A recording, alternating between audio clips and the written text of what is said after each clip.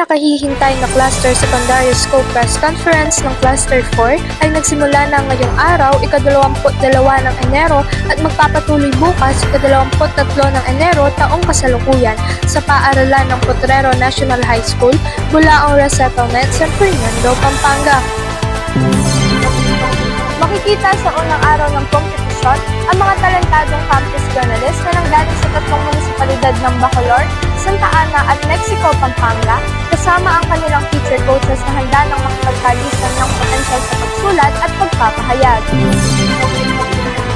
Kasama sa lalahok ngayong taon, ang mga paaralan sa munisipalidad ng Bacolor ay ang Bacolor High School, San Isidro High School, Don Antonio Lichuan Integrated School, Potrero High School, San Antonio Integrated School, San Vicente Pilot School for Philippine Craftsmen, Tinejero Integrated High School at Kawayan Integrated School. Para naman sa munisipalidad ng Santa Ana ay ang paaralan ng San Isidro High School, Santa Ana National High School, Santa Ana Central High School at Telesforo and Natividad Alfonso High School.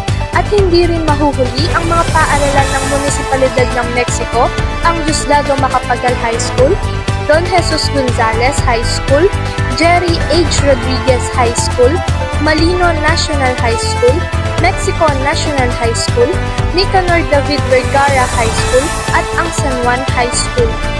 Ano ang pakiramdam mo ngayon? Nalalaban ka na sa CSF? Kinakabahan ko ang first time ko malaban, pero at the same time, masaya, confident, kasi mas student ko yung tawag ko sa pagkakawa. And syempre, para masakyan din ko yung tawag ng mga teacher coaches na. Sa kahalagahan ng araw na ito, makikita sa bawat mukha ng mga kalahok at tiyaga at dedikasyong kanilang tinataglay. Naniniwala sila sa sarili nilang kakayahan na makakamit nila ang tagumpay sa basbas ng Panginoon.